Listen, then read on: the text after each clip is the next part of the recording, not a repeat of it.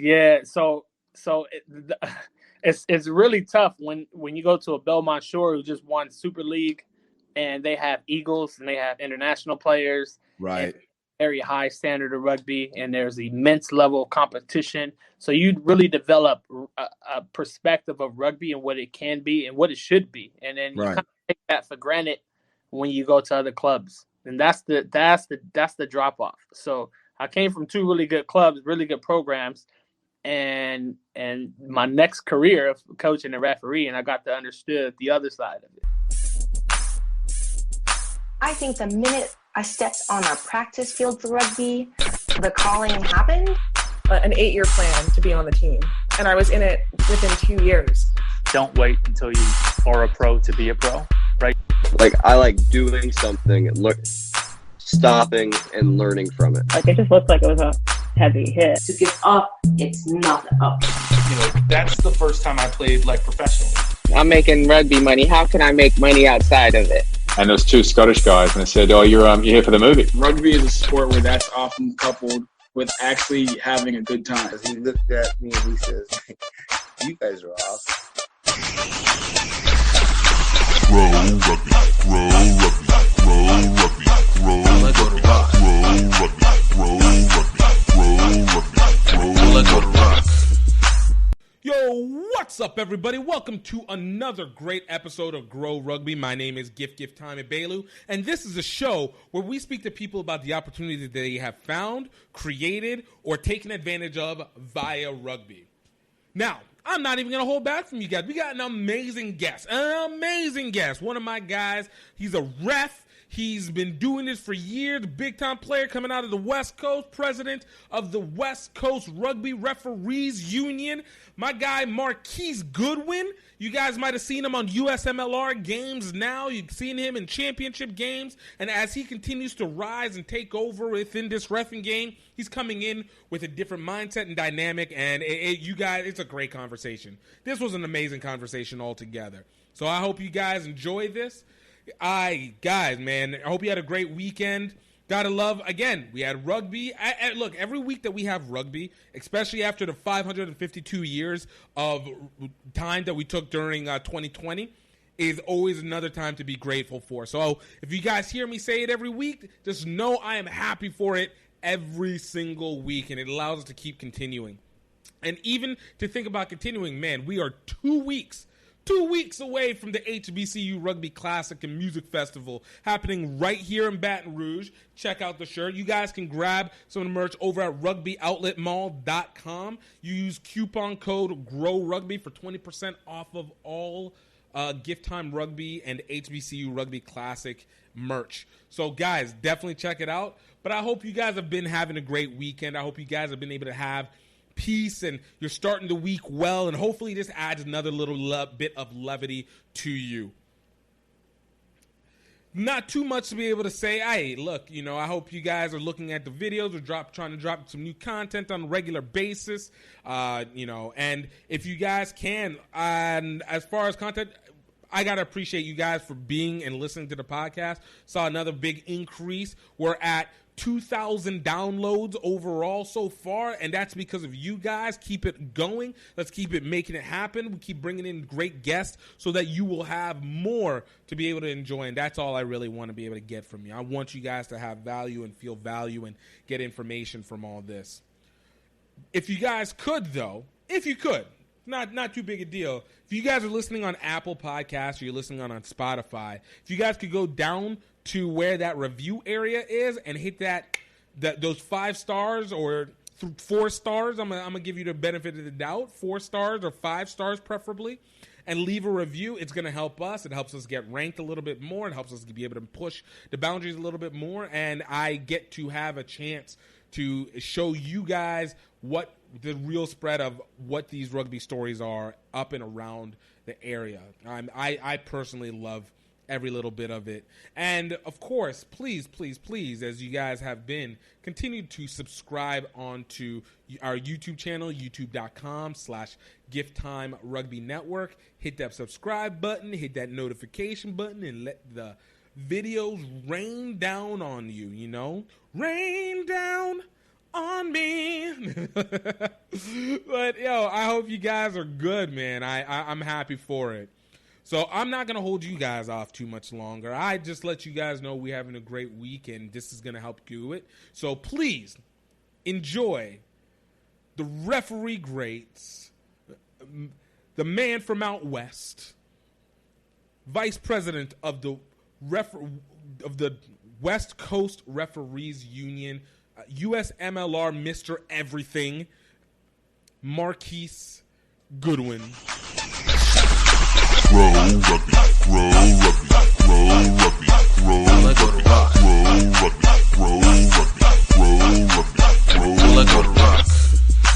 Yo, what's up, everybody? Welcome to another great episode of Grow Rugby. My name is GiftTime Bailu, and we got, hey, he already knows the deal already, but we got the V, the I, the P, the ref of refs, the VP for Southern California Referee Society, Mr. Everything for USA, MLR, rugby, like literally doing like 50 million jobs. I don't even have a title for it. It's just, we're going to go Mr. Everything. Marquise Goodwin, man. Marquise, bro. Thanks for coming through on the show. Man, that's a great introduction. I had to have that on my cell phone. I might have to record that and put that one on my ringer to give me that little motivational jump every morning. Okay? This is what we want to do. All right. Look, nobody wants an angry ref going onto the field. So if I got to do something to help these players, that ain't me, so don't worry. If you ever see me, you already know that's not going to be the case. But, absolutely. It's great, man. Really appreciate it. Thank you for having me. I've been a long time fan. Dude, like I appreciate. Look. I'm not used to having people regularly listen and then being able to come on. So this is an honor for me too, because I'm just like, there's at least one person. There's at least one person at least taking in the listens, So in the support, man. I've been a fan of you ever since I think when you were working with the D1A last year, and then you started criticizing some of my games, and I was all right. You got some good jokes, some good points, but man, you don't know me, so I had to call you right away. Like, look, I ain't no rap to just talk about. All right, you gotta we questioning my cause. Right. What you trying to say? Can you say it to my face? Let's go.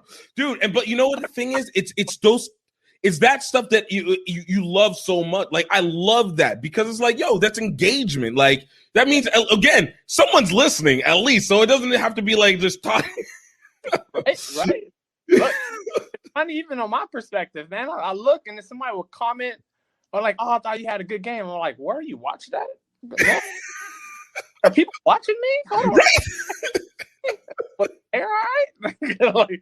like, man, I gotta go and jog a little bit. I gotta look good. People watching, but it's always good when somebody call you up on it. So, yeah, definitely, been following you. Been doing great things, and I'm glad to be a part of the train, man. Finally hopping on.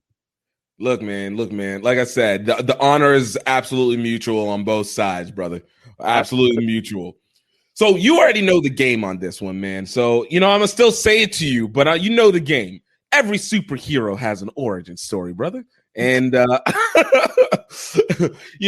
for you being as connected within the referee societies and as you've developed so much, and even just in the last year, like even before this, in the last year, you've already been able to add so much into your repertoire. So I always like to ask, man, like, how'd you get started in rugby, man? And rugby is interesting because I went to a very esteemed school of UC Santa Barbara out there. It was at the time #2 party school in the country. Let's go. It was great. It was a fun. Anybody know about UCSB know that it was a great time. However, I was fairly focused on my academics, so I went in just to go to school because I played water polo in high school, volleyball, and just usual sports. And so how I stumbled across rugby is pretty much like most college athletes that get into it the first time. It's that Rexon State Fair, where they have different sports out there. It's like badminton guy, fencing guy or something. And then right. Me and my friend, a big shout out to Anthony Jimenez, seen a guy named Dropkick, and he had a ball. So that tells you first thing rugby, right? A guy named Dropkick. You're like, what do you mean your name is Dropkick? Like, we get nicknames in rugby. I'm all like, no, you ain't giving me a nickname. I'm sorry. My name is Marquise, right? Call me by my name, all right? This we good. We good. You don't need to get fancy with this. So I already had a bit. I pretty much established myself at that point. But no, we just signed up and went out to a practice. And at the time, they were playing in New Zealand. Institute of Sport was going to come over because they had relationships with them before. So just imagine your first time playing rugby. You go out to a training session. This was probably like at 5, 6, 7 at night. And it was one of those nights where it's like a cool, misty night. So the sweat comes off everyone, right? And the heat rising off. All I remember is this guy named Hightower. I don't even know his name anymore. His name was Hightower. Black dude who was 6'5", right? Bruh. So I'm just walking up like, I'm supposed to play this sport? And all I see is sweat, steam, and they hitting each other. And I'm coming from water polo, so it's physical, but ain't nobody touching me like that, right? So you got at least a buoyancy of water to like be able to bounce off from here. And so I was like, all right, so to come to the game, this is that. And they wind up playing this New Zealand Institute of Sport, which is pretty much a rugby academy in New Zealand. Right. Shout out to Jim Love, extremely talented coach out there. But so I really got to see really good rugby for the first time. And then I started playing in college, played a little bit of rep level. And I was pretty esteemed from running away from tackles. Because remember, man, no one's touching me. So I got really good at running away from people. Not because I was trying to, because I was not willing to get hit. No, it's like, don't touch my body, all right? Like anything I can naturally to get out the situation where you touch the skin I'm in. So that's how I got rugby, and it was great. I traveled the world, played at a fairly high level. Played with Belmont Shore afterwards. Played Griffins for rep level stuff. It was a really good experience playing. So that's where I started. Okay. So you talk about like that first time going in, and you're seeing these guys going at each other. Like from that moment, how come what changed where you were like, you know what? I'm seeing this, but F it. I got to go give this a try. Because again, you're talking about water polo. You're talking about all these other sports that, while our contact are not like the contact like that, there's always at least a little something off from you. So for me, it wasn't the contact. It was the fact that I did not play football in high school. Right. Didn't play basketball. I didn't play anything traditional. So I didn't have on the sidelines that, Friday night lights kind of feel. And I wanted to dabble just a bit.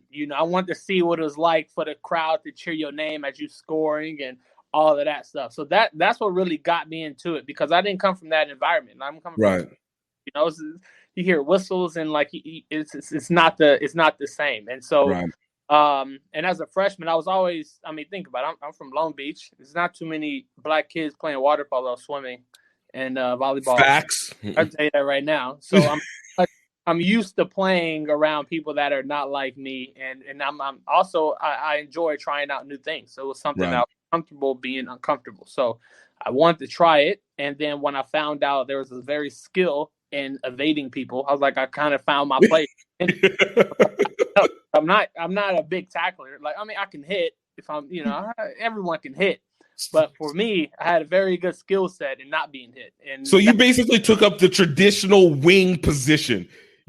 Yeah, it wasn't traditional at the time because I'm 6'2", 210. Right. So you're a big wing, but you're doing wing.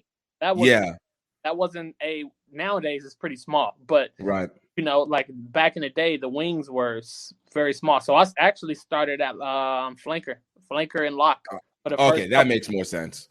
And I dominated the lineouts. I stole lineout balls. Like, I can do that. Coach, that's easy. I can steal some balls, throw me up there. Even until today, someone will see me. I'll get in and teach some lineout skills. But and after that, I my roots of running away from people, I kept running away from my forwards. So shout out to, and I don't even know if I want to include this, but I will. Throw it in. Kevin Battle was my coach. So let's go, Kevin. Yeah. He got me started, and he was like, Marquise, look, man, you got to go out there with the backs. Go play wing because you running away from your support. I'm like, what support? I don't need no support. you know. And then I ended my career wing and fullback. And it was good because I got to see every part, scrums, lineouts, right, set piece, all the things. So it definitely prepared me for my later career as a referee and coach. And yeah, it was really good. So I find it interesting. There's a number of things here. Obviously there comes one point when it comes to the alternative sports. So there's always this adventure kind of mindset of like, let's step outside the norm here. And then when you're talking about being fullback and wing, again, it's that stepping outside the box, kind of seeing everything across. Have you always been kind of an analytical person whenever you're looking at things that it kind of just really naturally worked into what you wanted to do already? Absolutely. I think that was the biggest draw because it was opposite of football for me. I thought football was some guy telling you to go left and right, and I was never that person. I'll probably be coaching before I'm even playing, I think we should go right then left because of this, and that. And so rugby I found to be a thinking man's sport, and the analytical piece, always analyzing situations and building skills. I found that it was an abundant place where you can play a game and actually, be very novice at each position. So you can learn how to be a prop, but then you got to learn how to be a flanker. Then you have to learn how to be a 10. And you have to learn how to kick. There's so many things you have to learn, even if you are an expert within the game. So I found when I moved from flanker to lock to wing to fullback, there was a set of skills I was always learning. So that kept me engaged at a high level, especially mentally within the game as well. So, and with every position, I had to learn a new skill set. So you had to put more time on the field. And yeah, I mean, even at the time, I'm pretty sure coaches will tell you I wasn't the easiest to work with. I thought I was the best, right? Which everyone should. You need to have that confidence. Yeah, you got to have that confidence. You need it. But in retrospect, I didn't know anything I was doing. I had no idea what I was doing. But that's what you want in an athlete, a novice athlete. You want them to be eager, you want them to learn, and you want them to try. And so you want them to fall in love with the game. So that's what happened. No, I can feel that. I know for me, even whenever playing and when I started playing, because I played flanker, and then thank God they just let me stay at flanker, because I was just like, look, if I go anywhere else, I can't go inside the scrum.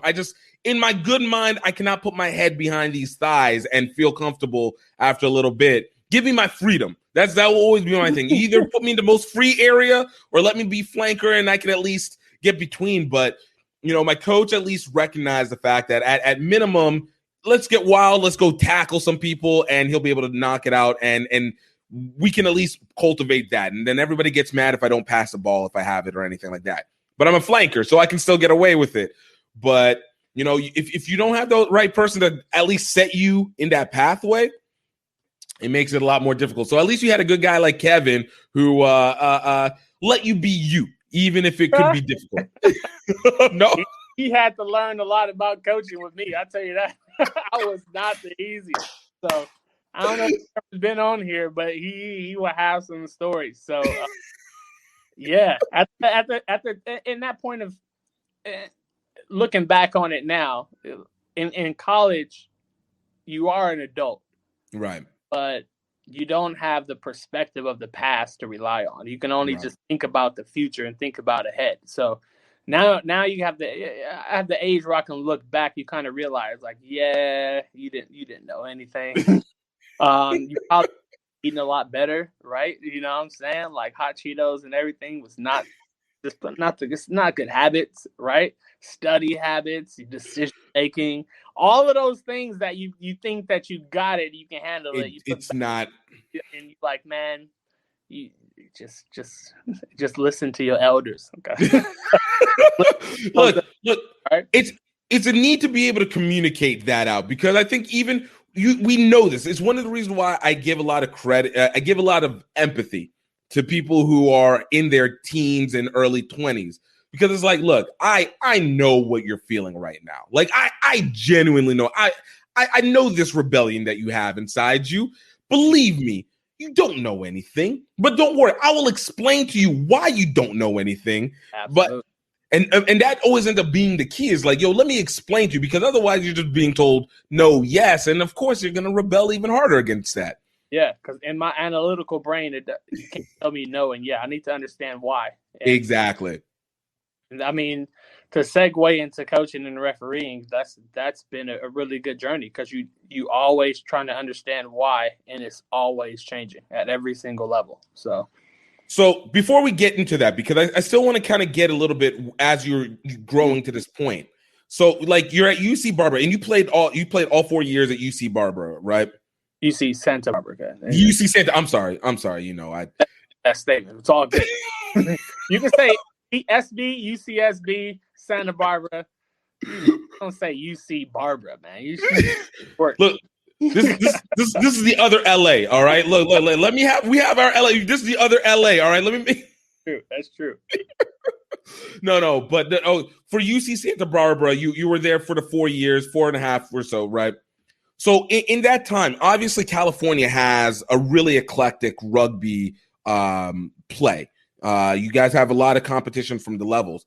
As you kind of grew within this sport here, like, what was it that your perspective was in the game? Because from the outside in, we will go, man, California's got one of the best rugby. You have a very South Pacific a culture that's out there. So there's already preeminent thought of top level rugby. From you, even within the cocky bravado, like, did it feel like it would live up to that concept? Or do you think it's like, well, it's good, but you know, it didn't seem anything out of the ordinary than I would have expected?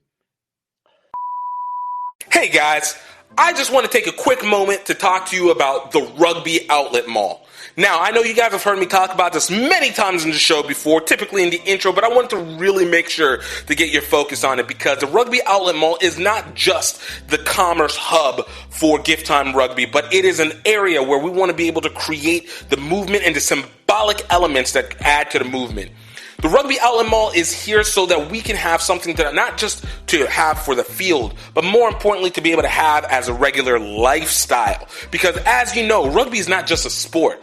It's a whole way of life. It is a movement. And we have everything moving from cultural to your pop culture items like our Rugby Zon shirts and sweaters, as well as representing for the culture as we continue to develop the HBCU Rugby Classic. And we want to continue to support these things because it only grows the sport overall. We are continually growing to be able to make sure that we're connecting with you on a personal level as well as a rugby love. And for you guys that are listening to the podcast and listening to this show, want to let you know that you are going to get 20% off all gear that is under the category of GiftTime Rugby Network and the HBCU Rugby Classic. That is basically the entire store. And all you need to use is promo code GROWRUGBY, GREAUX Rugby. And with that, you guys will get 20% off any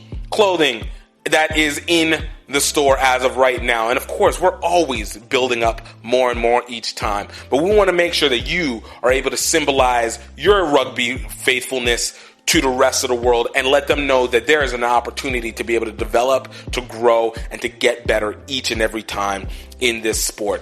So guys, I hope you guys check it out.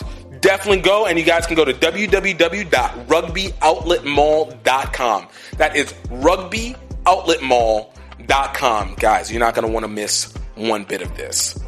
Now let's get back to it. And I'm going to ask you to clarify that one. So are you saying the level of rugby or the popularity of rugby? The level of rugby. The level of rugby. So yeah. I was very fortunate in my rugby career to start off and finish at two probably the best clubs in the nation. UC Nice. Barbara. I mean, when we played, we made it to the Elite Eight, and this was before D1A and D1AA and blah, blah, like the whole list. It was just Division I. So nice. That was back in the day where everyone played everyone from Southern California. You only played once, and that was it because there were so many teams in Division I. And we made it to Elite Eight a couple years in a row. So we were a top division program And I got spoiled because from there you learn really good habits, you learn really good work ethics. Your skill set is tremendous. You know how to win. You have a lot going for you. So when you go in and try out for a rep side like the Griffins back in the day, we had ITTs, and then, great. It was like, this is how you become All-American. You basically join the Griffins or join your rep side, play in the tournament, and if they like you, you're an All-American. It was very clear cut, and also clarity of the process back in the day. I was like, man, if I want to take my rugby career to the next level, it's simple. It's not combines. It's not this. It's not anything. Like it's just very simple. You perform, you get rewarded. And so I had a really good relationship, or I respected that relationship rugby had. So from college, I went to Belmont Shore, and now another high level, and you're just continuing that progress there. Yeah. So it's really tough when you go to a Belmont Shore who just won Super League, and they have Eagles and they have international players. Right. Very high standard of rugby, and there's immense level of competition. So you'd really develop a perspective of rugby and what it can be and what it should be. And then you kind of take that for granted when you go to other clubs. And that's the drop off. So I came from two really good clubs, really good programs, and my next career of coaching and referee, and I got to understand the other side of it. So and now I know what we can be, and now I'm very teaching and trying to get everyone there to that level. So I don't know if that answers the question, but it does. It does, because I mean, look, it does give you, it shows you where your standard is when you're going into it. But it actually makes it a little bit more curious as to even what you were taking in from that coaching, because whenever you're feeling that you have such an amazing structure with it, right? And you move on to the next level that might not be as preeminent. The question now goes into, like, which I ask you, did you feel like you were developing from the coaching, or did you feel like the environment just made it easier for you to do your job? So, like, yeah. So for me, as a player, you don't know how good coaching you're getting. You don't know, even as a son and a daughter, how great your parents are. Right. Up until you can compare your parents with someone else. You're like, holy shit, man. My mom took care of 5 kids when she was single. She is not bad at all. I mean, growing up, I'm thinking she's all right, you know. But when you in comparison, she's great. And so same thing with your coaches. So the coaches, and a lot of players think this, like you always can do a performance review of your coach. Like, you know, he can do better, she can do that better. Yeah. Up until you realize that, you know, there's some programs that aren't fortunate enough to have a head coach, a director of rugby, an assistant coach, a physio, a team doctor, Pilates person. And then you realize, you go to another club and you say, oh, it's just that one guy who showed this is it? Wait, is this how are you guys even surviving? Some line outs, you're like, is this a program? Like, yeah, this is rugby. So in that regard, I would say I believe it's the environment, and an environment comes from the administration and coaches and what they set up for their players for success.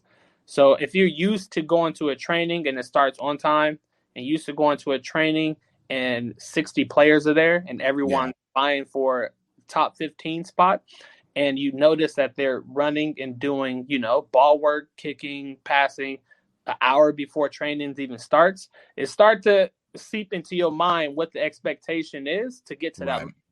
So the environment that was set up at those clubs, college and senior club, it's an environment of excellence, and more importantly, I think, competition. So when you know someone's vying for your spot, you're going to put in that work, right? You got to show up earlier. You got to run a little bit harder. You got to put a little bit more work in. You got to not fuss a little bit more. You got to be more skilled. You have to be the competition level creates the athlete and the person that all clubs want. So true story. If you're thinking about changing or you want to compete at the highest level, it's all about the environment that you provide for whatever program, refereeing, coaches, players. It's all the same. It's all about the environment for me. Word to that. Can you hang tight 1 second? My cats are stuck inside my room real quick. Can you hang tight one real quick second? Hold on, I'm sorry. I'm stopped by the cats, man. Now I'm going to talk to myself. It's all right. I'm just do the commercial shoot in between. Oh, shoot. It's like, and we're back. Yo, welcome, man. That was so good. So I love the fact of when you're talking about in the environment, but this is one thing that I've always found very interesting when it comes to rugby, because of the fact that we have to always work to this adjust. We have to adjust to our environment so much more. So as you went into coaching and you got done with Belmont Shore, and I'm going to kind of lead this up better. How long did you end up playing for Belmont Shore before you started coaching? It wasn't too long. I'll tell you that right now, man. This was, I'll tell you the reason. Shout out to USA Rugby. I quit because I tweaked my knee in one game against Ombak, and I was probably there maybe a year and a half, 2, something like that. Yeah. Years, I want to say. And there was no CIPP back in the day. So it was this was before insurance. So wait. So what year was this? Let's put some time period. Let's stamp it. Show your age. Not the grades, man. I'm trying to stay young and youthful. I got everybody all like, yeah, Marquise, he old, man. Like 50. Let me do the calculations on that. No. I'll tell you. This was like 2008. I want to say like right. 2008, and that was I think CIPP must have came out maybe like 09, 2010, something like that. It was coming out when I was leaving because at the time I was trying to become a teacher. I was in grad school, and then my daughter was born. Mm-hmm. I was like, I want to be able to run when I'm 40. Right. The small things, you know. Think like, how am I going to pay for ACL surgery, man? I'm working the midnight shift to pay for rent, so rugby stuff is not working out. And at that time, I was fortunate enough to big shout out to Kevin because I know he was going to come up a bunch of times. So I was his assistant coach first. That was my first job. Right. And I got back to Santa Barbara, and then he had me on as a little minion. I wouldn't even say assistant coach at the time. I was just same thing as a player. I thought I knew what I was doing, you know, run here, pass here, switch your elbows, and I fell in love with coaching and got an opportunity to work with the Santa Barbara Rugby Academy, A side, B side.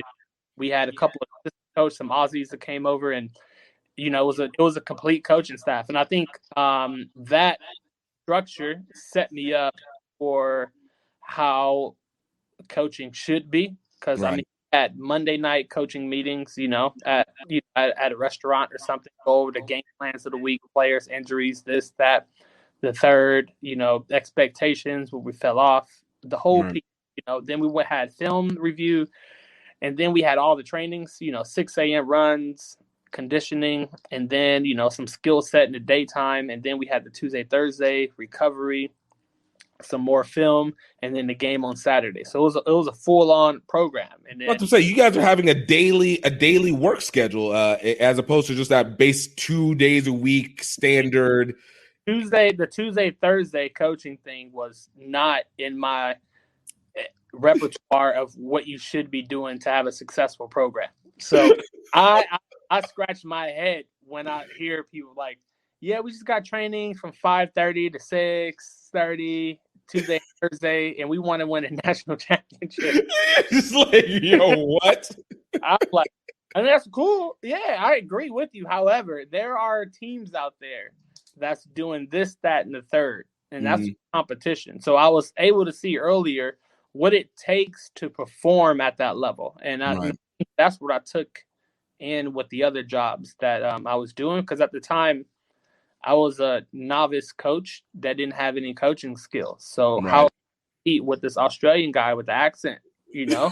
It doesn't even matter the skills. It's like, yo, you don't even got the accent. You could have at least gotten it with the accent, right? If you know me, you know I'm big on that. I'm like, I ain't got the accent. So I have to have a skill set, and I have to bring something that they can't. And so what that was, interesting enough, was remember I was you know, going to school to become a teacher, and I've always been involved in teaching in that regard. So it's why you fell in love with coaching so hard, right? I started to I put together a summer program where we got kids, the ISF kids, South Central, and you probably a bunch of them because they went on to do incredible things. Of course. But I applied for some grants at the college to get them college courses in the summer. Then also they were working housing, so they had a full college program, a college class at 16, 17. And that was part of our summer rugby camp. So it was about those athletes. And then from that, I got a job teaching and coaching high school and stuff. So I kind of combined education and rugby because I felt my resume wouldn't be able to uphold if Kevin had to pick me or the Australian guy. You got to pick the Australian guy. You got the resume. Of course. He's got the forget the resume. Yeah. And once again, he's got the accent. That is the resume right there. No, like, so he's got the real resume, but I can feel competition piece was like, cool, I'm gonna just get you on the academic stuff. I'm gonna make sure the athletes stay in the university. I'm gonna make sure that the tutoring is all good. I'm gonna make sure I build a pipeline for athletes to come to Santa Barbara through the summer program. I have to offer everything outside that's going to build this program. And that's when I kind of saw the connection, especially with a lot of coaches, American born and bred coaches. Like, we have to compete internationally. So you have to have something different to your resume. And me, we talk about the roles that I do now, and that's just an extension of it, right? So it's like, this guy may be better than me, but I would give you 110, 15,000%. And I'll give you things that you probably didn't think you needed. Here. See? But that's legit. Video work, you need this. I can do it. I got you. Yeah, I got you. I can film it. I can record it. I can coach it. I can referee it. I can set up the whole tournament. I can do it all. So whatever gets you in the door and keep that passion growing. Okay?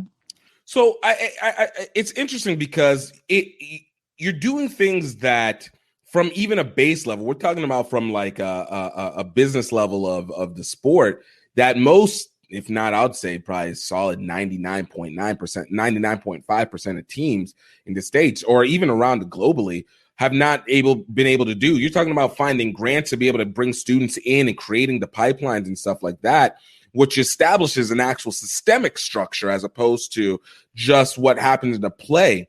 So in doing that stuff, you're creating this imprint for yourself. Like, are you seeing this as doing it differently just because it's the resume? Or are you seeing it like, are there other clubs doing it, or why aren't other clubs doing it? Like, why would you think on this level, and then how you end up using it for the future? I think then I'll use a player as the analogy. If I'm competing against Joe Tafete, who's a hooker right now, I have to do more and bring more than Joe. And he does everything pretty damn well. Mm-hmm. Right? He's good. He's really good. He's fucking professional. So what could I do and I can to I earn that jersey, until I earn that spot?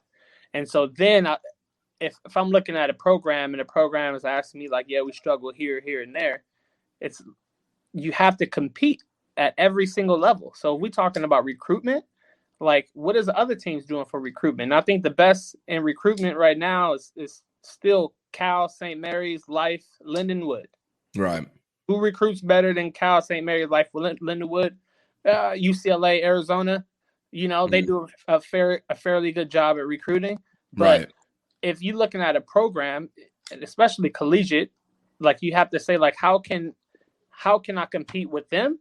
Oh, easy. You have to do everything that they do, but better. So look at what they do very well, and put the icings on the cake. And it's going to be, I think, a program that I really like now. I think it's Iowa Central, like City College, right? They community college. Yep. College. They have they got the dorms that they were able to tap into. They were able to tap into the varsity status program, and next thing you have a national championship out of Iowa. Facts. It's not rocket science. Like, it's pretty much there. We can use baseball, football, basketball as as a reference point to how do you become successful, and you just kind of emulate that. And if it's coaching or is it refereeing, it's the same thing. It's the competition piece. Or if it's podcasting or whatever, whoever has the number one podcast, they got 10 episodes. Gift, you got to do 20. We gotta amp it up. You gotta amp it up. They got this. You gotta have that. Like you have to compete and under promise, over deliver. And so, to me, it's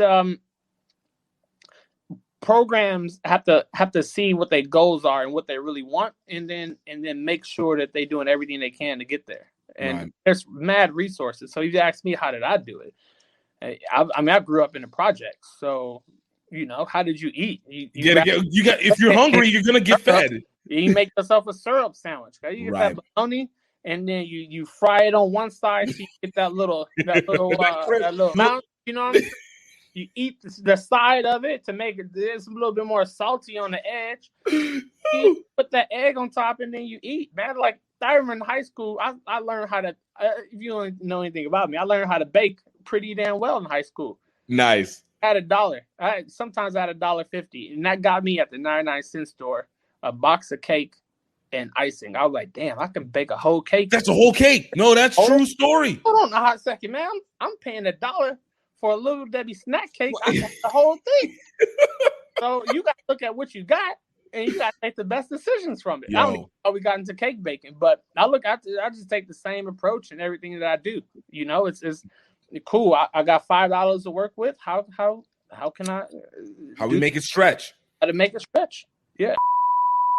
Yo, I want to talk to you guys about the HBCU Rugby Classic and Music Festival. Yo, this is the best event that is coming out in terms of cultural rugby. It is a representative of the historically black colleges and universities, but not just simply to represent for them, but to be able to continue to promote the development of rugby in all communities. And we want you guys to know that we are coming back for May 1st and 2nd, 2021. Do not want to miss this one. I know there's a chance that you guys might not be able to come into the stadium, but please be sure to get ready to watch it. We have a great set of teams coming up, great invitations from youth rugby all the way up to senior level rugby. So we are not just going to make it so that you only look for or understand one part, but this is for the whole shebang. This is something that is growing that will only make us better. So definitely check out more information at www.hbcurugbyclassic.com or find us on social media at HBCU Rugby on Twitter and HBCU Rugby Classic on Facebook and Instagram. Guys, I know you're going to love this.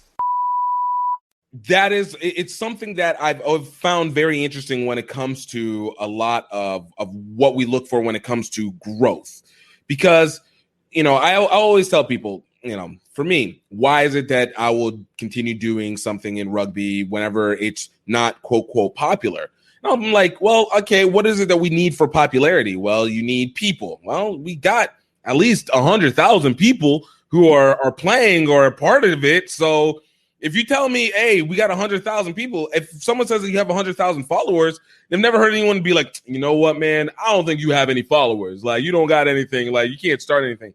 100,000 people, $1 per person. Yo, it's something. So it's what do we try and pull off from there? You have something to start off as a base, and then like how do we attract more people in? And it is that hunger. Like how badly do you want it? What is that change that's needed? Mm-hmm. And I think a lot of times so many people get stuck in the idea of what has been, even like how we fundraise. It's always like the same thing over and over and over again. I'm like, guys, like. You think that maybe the gig might be up. Like maybe you need to tweak this. Maybe being necessarily 501c3 isn't the ultimate moneymaker. Or maybe it's changing the way that you are fundraising and being like, yo, maybe you actually set up a side where you bring spectators. I don't know. It differs, but like from you, even as having been a coach with teams that have struggled clearly, as you implied, like that mindset for you, like how much did that become prevalent versus what you know on like trying to make it happen? I would say I definitely try not to read the comments. You know, some people read the comments. Some people put the video out and they go scroll through the comments and they take all that information and they get depressed or they get happy or they feel exactly how they want to feel because they, you know, you read the comment that you want to read. Justify your feeling. You're looking for justification. Absolutely. And I think with me, I don't necessarily need the justification. I'm reading the comment, the one that's going to make me better or give me access to some knowledge or information that's going to help me achieve my goal. That's the comments that I'm trying to read. Those are the relationships that I'm trying to build. Those are the people that I deal with. Those are the expectations that I live by, the structures that I put myself in place, or the structures that I try to create within any organization that I work with. Right. And it's exactly the same. So in rugby, there's a good opportunity to put your name on the cement as it's drying. Right. We built something in the U.S. and the paint still. I mean, the cement is still drying. I can't even speak. Dry. The cement is drying. Right. It's too much red. It's too much red card paperwork that you've been doing. You know, it's just. I don't get me started on that one. But but everyone here can either criticize what we created. Right. Or you can shape it, or you can be proud of what you're doing.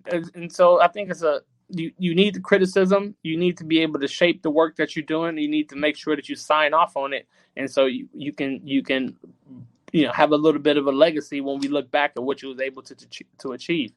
Because if I look back at my career, I spent so much time away from family and friends on the weekends. And I have to be proud of what I've done because the other choice is I should have been with family, right? I should have been with my wife. I should have been with my friends. I could have hung out, but I put a lot of time and effort in rugby. So whatever I'm doing, I want to make sure that, when I'm sitting back and I'm 45, 50, I'm not 45 or 50. Still in my 30s, young, early 30s. Thank you. Praise hereditary, relax. But when I'm at those ages and I look back, I can be proud of the work that I put in and the people that I hope, share this rugby experience with. Because ultimately, I hate bringing up the fact, I'm from the projects and this, but at the same time, I didn't have access to the things that rugby provided. And if I did as a kid and I knew it was an option, I lived off of the TV. I thought that was the world, So, and then rugby actually brought the world to me. And now I want that same experience for those people who haven't been introduced. And then when they get here, I want to make sure they have a top product and a really good club to go to and having a really good time with it. Because it can go left field real quick, as you know. You can be involved in the wrong club, wrong situation, and have an adversarial position in association with rugby, or it could be very beautiful. It could be something that you could dedicate your life to. So when I'm doing something or I'm working with a certain team or organization, that's what I want to bring to it. And that's what I want the people to enjoy, so we can sit back and relax in 45 or 50 in the grandstands and talking about the good old days. Even though let's be honest, most of the time 45, 50, you're probably still playing at some point. So you might need to push it back to like you get that old boys and you get that rock hard run. You don't have the speed, but you just think it. No. Tell you why, man. My mind and my body used to be like this. They used to be connected, right? They used to be the yin and the yang. Right now they're more like the yin yang twins. They separated. He thinks something and he does something else. I think the sidestep, my knee says no. Sit your ass down. No, you cannot run like that. You're going to tear an Achilles. No, your string will not hold up, buddy. Nope. Know your place. No more. Know your place in here, okay? So look, you're trying to do too much right now. All right. So from my position, I'm a firm believer in accepting and moving forward. All right, look, you just give it up and do something else in rugby. That's why I can go from coaching to playing to coaching to refereeing to administration, because everything that you do gets better and better. So you enjoy that new role Don't hold on to rugby for 50 years old, and then you find out that you got to have a new knee and a new hip because you thought you was 21. Look, it ain't for everybody, man. Like, some people can do it cool, but for me, I want to give a lot more than just my body to the game. There we go. I can feel that. You know, respect. It lets you be more impactful over the long haul. So I can respect where that goes. Yeah, man. You gotta have some thought into this, man. I want the long career, man. You can always, if you have an itch, you can always play. So true story. One or two games is never going to kill you. Well, it could, but 1 or 2 games typically won't kill you. So you get that 1 game in per year. Look, you know, you can be satisfied. You did what you needed to do. That's true. But I would tell you this. I haven't given up the game 100%. So that's good. Even with my refereeing, most teams do find me at their training session Tuesday and Thursday nights, running with them, passing, tackling, doing the business. I still would throw a shoulder in, just in case. It's a reminder. God, that's a referee on the weekend. So they're like, "Oh, Marquise, ref, give him a little shoulder, like, put some respect on that name." Facts. And then on Saturday, I don't have any issues, So that's my. I can go out to a practice, and our practice don't matter. I can still pass, catch, run, sidestep, to a certain degree, to where I'm not tried, I'm not going to try. Once again, it's respect my body, respect my person. All right, we'll have a good game. Don't worry. Just know, if you're gonna come to play, I'm here for that smoke. All right. But also it gives from the refereeing side, it provides you with empathy. Right.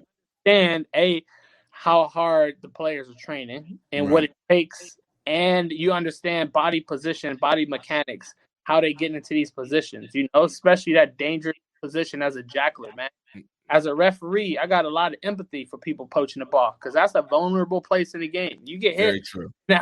And it hurts. So a lot of the reason why I still go to trainings and practice and speak with coaches and players and have good relationships is to understand and empathize with them more. So when I'm making decisions I'm making on the pitch, like I can really get in the mind of the players and how and why they're doing what they're doing, and then coach out of it if I need to, right? But it's not all for me, It's for the game. It's for the game. For the game. For the game. Got you. We got you. We got you. No, it's interesting. So from going to coaching to reffing, all right. Obviously, there's a teaching element for you, but why make the switch? Obviously, reffing with coaching, you have a direct relationship with the people, the athletes themselves. With reffing, you have a relationship, but it might not be the most direct, and it's definitely very momentary for that. So for you, what led you to want to be in the reffing community so hard? And I'm gonna challenge you right there, Gift, because you just got through saying, people in the past, and why they think in the old way. Look, that relationship with referee and player coaches is old way of thinking. It used to be like that. It used to be just the guy rock up and say, "Here's a whistle, let's go," and there's really no relationship there. So where I got started in the reffing was shout out to Kevin. Sorry, Kevin. I'm telling you. Kevin doing it. Look. Kevin the Godfather. All right, let's. Yeah, this is how clever he was. Remember, I was assistant coach, so I had to. Part of our meetings is finding players. Like, we need a lock, we need a wing, we need a prop, blah blah blah. Right. So he had the clever idea of like, well, Marquise, man, if we get you certified to referee, you can go referee some high school games on Friday nights, and then coach them. Then talk to them, and then get them to come to UCSB and introduce and see who's good. Yeah, that makes perfect sense. Cube scouting. Come on now. Basically, I'm as close as you can be as a scout, right? Like you know him, and I was like, that's great. Yeah, absolutely. And then so that worked all of a couple months, and then they were like, "Hey, you actually are a really good ref. You could be a national." I'm all like, "I could be a national what?" And then I started refereeing more. And then I got hooked in refereeing. So, but what was like what is it that catches? Because like you said, it's the old way is just, the guy come out with a whistle, you run around, and when you say the old way, I'm talking about we still having that now. So your old way is not that at all. But like, what is it about it that caught you? Because it's one thing that people, I feel, is one of the biggest misconcepted position. Like, nobody feels like being the ref is really the same as playing, or and maybe not even supposed to be, but it doesn't have the same vibe. But you're on the field, you're there with it, but yet people seem so resistant. So for you, what was the catch that took you over the top, where you're like, all right, man, this is actually a lot more about it than I gave it credit for? True. I'll start off with this. There's some kids, I think more kids are not these days, 11 years old will come up and say, Daddy, I want sushi for my birthday. You like, how old are you? Right. Sushi? What you turn into a 30-year-old right now? Like, on sushi, man. That's something for old people, right? It's the same thing with refereeing. So my relationship with refereeing, and I caught it earlier, but I should have caught it earlier. I should have caught it, you can't because you're just now playing. Right. But that relationship with the refereeing is something that you appreciate over time. Right. Like you growing to love sushi. You don't really love it as a kid. Right. You like chicken nuggets. You like pizza. You like the simple stuff. As a player, you like playing. You like running. You like, going to the social. Yeah, but the relationship with refereeing, you have one a little bit closer with rugby. So you start to understand rugby. So you appreciate it a lot more. And so that's why I started off with the sushi bit, because once I started to referee, it kind of instantly snapped, and I was like, this is the part about rugby that I really love. Super analytical. Right. I had a lot of friends in every team, so I got to chat with all of my friends. I wasn't loyal to one. You didn't have to be team loyal. Right? You're just like, these are my guys here and there. And I'm hanging out with my friends. I'm doing the same thing I would have done as a player, but I'm getting paid. And you're avoiding hits. I'm avoiding hits, right? Getting hit no more. My knees are being saved, right? Making a bit of coin. And then I still represent and go to the highest level, which at that time I was like, man, rugby is, I can't be an Eagle. I already knew I wasn't going to be an Eagle because I played in some of these ITT tournaments with real Eagles. So I was like, nah, that ain't me. I'm good. But that guy got off the World Cup and he hit me like he's late on his mortgage. You're like, look, I'm hungry, but you starving. Like I can't play. Like I just need a snack. You asking for whole meals. Yeah, they hit me like South Africa World Cup. Just they playing for their country kind of thing. And at the time I kind of loved it. It wasn't good. But with refereeing, it just at the time it hit a lot of my buttons. So I got to travel, which I love traveling, right? So it was like, yeah, if you become good, you get to travel the country internationally, become good. I'm like, okay, you could travel still. Get to go to San Diego. I like going down San Diego, and it was basically a free trip. You get $100 or whatever. So it made total sense.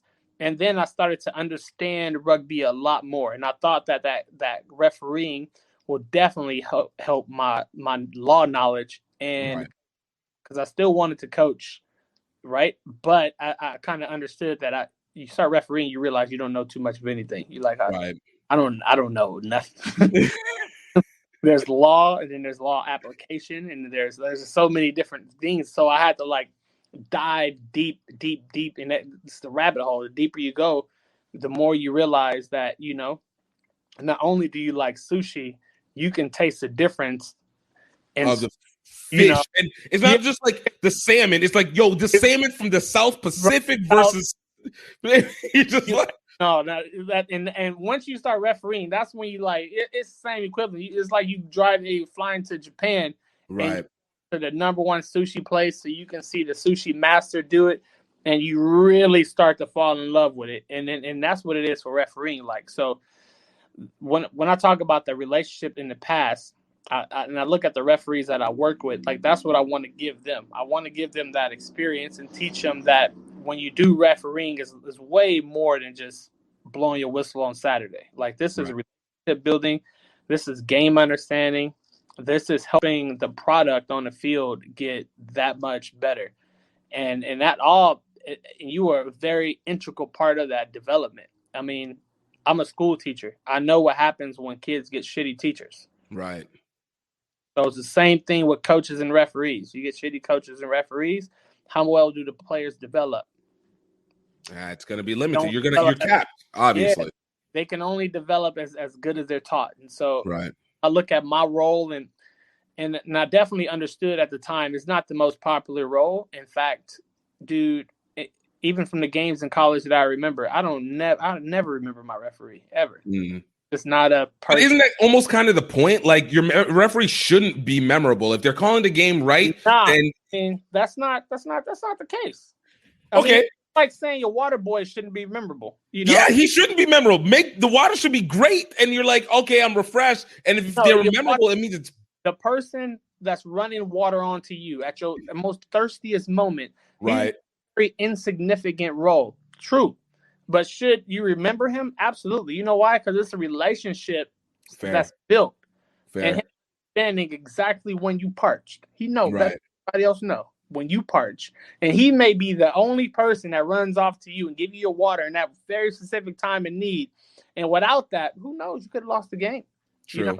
But refereeing, it's in the past, I do feel that way. I do think that it's not important to the game. However, the way that I approach my refereeing, I'm out on trainings. I'm on the sideline with players talking about law interpretation, how a referee's going to call it, how they can make their scrums better, how they can do this, how they can do that. And all of that is teaching. All of that is bringing a better product to the field. And then once we on the field, once Saturday happens, you know, my teaching role is limited, but now I step into my performance review role. I'm just seeing if you can deliver what we taught you throughout the week. So the absence of my presence on Monday and Friday, if you don't have a referee there to trainings, sure, there's no relationship being built. Right. But if you do have a referee there, you know, just like you have your coach and your water boy, your physio, if they're part of that structure and that system, imagine what you can do better than your other teams that you're playing. Because remember, like I said, it's competition, right? Of course. So your team has a coach, head coach, scrum coach, a physio, and 2 referees there. What product on the field are they going to deliver? They're going to be less penalized. Right.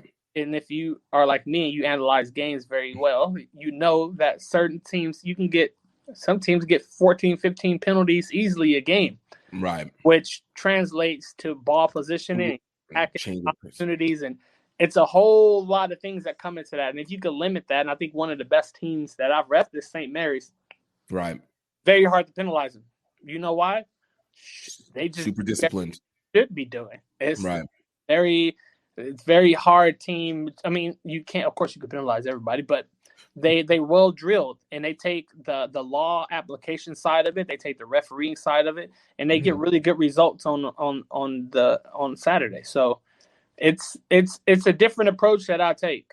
However, it's a different approach that I make sure all of the referees that I work with throughout the West Coast Rugby, you know, California to Pacific Northwest and everywhere else. Promote it. You know, we got to take pride in knowing that this is the service you're going to be given. You know, our referees will see you at training. We'll talk to you during film analysis. We'll have a coffee with you and go over this, and that. It's because we want to provide the best product on the field. Or you can be the referee to just show up on Saturday and go home.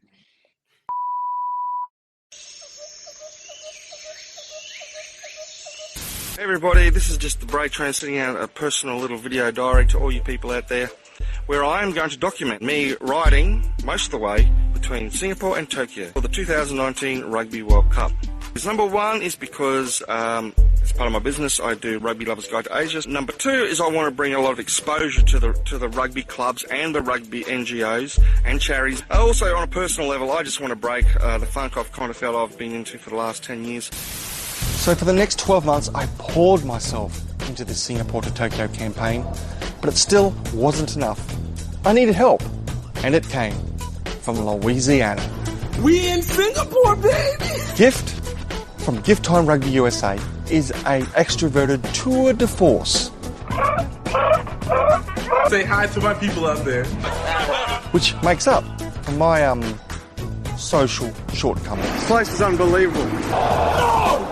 It's not just it's like what's he supposed to do? Morons, a bunch of morons. Guys, picture with me. Picture. Australian. G'day, mate. You can use my phone.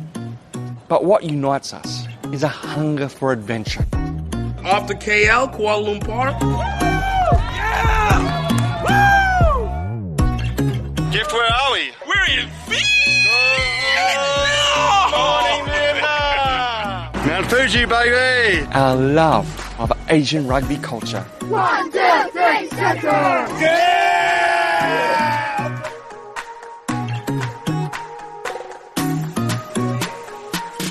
Rugby is starting to develop here in Cambodia for women as well. Valkyries, the mighty, mighty Valkyries! And allows us to overcome incredible obstacles. It's just got so thick.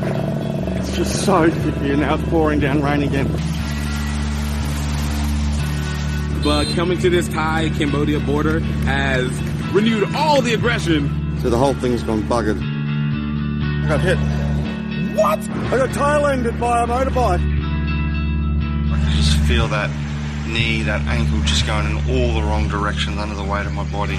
But that doesn't compare to the pain of failure. I'm dying. Oh, I'm dying. And that's what I've been worried about this whole time. We're out here, we're running out of energy, we're running out of money, and we're feeling isolated. And yet at that critical moment, friends, family, sometimes complete strangers come on board. Before you know it, we're back in the game. Tokyo, here we come! Making a comeback. 4 weeks, 2,300 miles, 5 countries. After all the trials and tribulations, this ride had become deeply personal. All that mattered now was getting to that Rugby World Cup game in Tokyo. Yeah, buddy. All right. Be easy.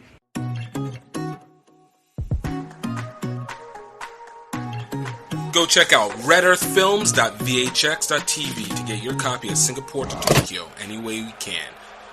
That's redearthfilms.vhx.tv. So let me ask this. So in doing all that, how do you end up preventing yourself from gaining bias? And obviously, from an individual standpoint, it might be a little bit easier, but we're talking about from a group, because if we're taking that approach to being able to ref, it does create a relationship, which means it creates a connection with players or with the teams and what you expect from them. So when it comes to being on the field, how do you prevent yourself from predicting what the team is going to do versus just calling it as is, despite what your knowledge and teaching and connection has been with them? So I think first we got to replace the word prediction with anticipation. Fair enough. All right. So I ain't predicting. But I can. You didn't see it in advance. You didn't see it in a vision and then set it up. I see the options, right? Let's say, I see that you are inside your 22, and then you got. And so I can anticipate that you're going to do a couple moves. You're going to have an escape strategy, or I'm looking at the defense, knowing they don't have a fullback. The other guy's down. So I'm looking at the options you may take, and I'm putting myself in position to best adjudicate when I'm needed. So that's the difference. And I think as far as like the bias, it's very not as very hard, but as referees, there's a lot of performance review and analysis you do on your games. Everything is scrutinized, every single call, every non-call. So when you're looking at a decision you're about to make, you're also kind of looking at how it's going to look on that review. Right. So let's just call it a blatant one. Like, you missed 3 knock-ons, right? Right. Like, you missed 3 knock-ons of the same team. you know. And then it's like, then you can kind of question, but at the level that I work with referees at, our game is the most sacred thing. So we 99, 100% perfect calls, right? So if that's your goal, and you making decisions within, 0.5 seconds. Right. Not like, man, I really had a good drink with him over the weekend. They were cool people. Let me let that go through. Let me get him off of this and that. Like, it's very hard to do that at the same time because the decisions you're making. I mean, the guy just got high tackled or something. Right. You're not considering all of those things that you would be if you're sitting in the stands, just having a good old water and saying like, oh, you missed that. But that's what it is. So from a refereeing side, the goal is to be perfect. Right. Everyone say, oh, you can't be perfect. Yeah, you can't. But the goal is to be perfect. The goal. I mean, you can. It's at almost close. You can get to 99%. Yeah. You might not be able to get to full 100%, but you can get. If that's your goal and that's what you're striving for, you're striving to make the game the best game ever. Yeah. Like, you have little time and room for bias. Like, it's rugby. It's way too much of a game. It's too many decisions. It's hard. I mean, some players can get on the nerve of referees and kind of, light their tails a little bit. However, it comes down to the relationship. I only get on the nerve of people that I don't like. If I like it, I'm gonna jokingly say that I was on episode 48 or something, not episode 1. You know what I'm saying? I've been waiting on my seat for a whole year, but I wasn't even gonna bring it up, but since you brought it up. You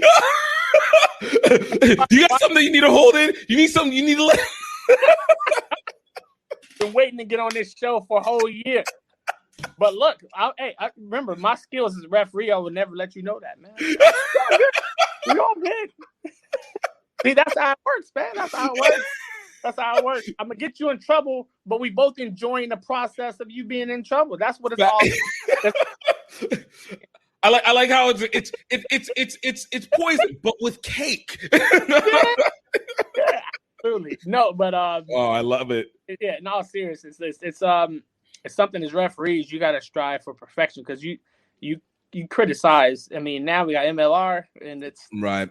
It's a different level of scrutiny, and so you have to balance all of those things in. Balance the relationships you have with the players, with the game, your expectations, your performance. Making sure you're anticipating or predicting. Right. The right thing and seeing the right thing. So. My brain of analysis is well deep, and that's why I kind of respect refereeing. And it's not the most people can't handle it. I agree, but also most people can't handle playing. There you go. Most people can't handle coaching. Shit, most people can't handle podcasting. They don't got it in them to do it. Right. For 48 episodes, they don't. Which right? A lot of people want to do it. It's true, but it's what are you capable of doing, and that's what makes it kind of interesting, where it's discovering that, because obviously there always has to be something innate in you in anything that you do, right? But just because you might have it doesn't make it make sense. Yes, experience will kick in, maybe, hopefully, but you can experience doing the wrong thing for so long. So for you kind of mentioned even before, you're talking about travel and stuff like that. Who or what was it that helped kind of shape your perception and your guidance when it came to reffing? Because obviously you'd have one prospect of it, but like who's over here being like, all right, Marquise, I get what you're trying to do here, but let's ease it back over this way. Let's ease it back. Let's see what we're showing over here. Look, I'll tell you this: as rough as I was as a player, I was just as rough as a referee. This is not. These poor players. What did I do? Oh my God! As a young referee starting off, I mean, and now in my role, I kind of understand it, right? I said, look, man, you're recruiting young people who are athletic and have a good rugby mindset to referee, because these are the kind of guys you want on the sideline and referee. Right? So you got to throw the carrot in front of them and say, yeah, national panel, some travel. And so you kind of get them lured in, right? But the issue is this, man. The young people going into it, that's their expectation. They're like, hey, I'm a national panel. They beat their chest out because they give gifts, they get some special treatments, but they haven't put the work in. Right.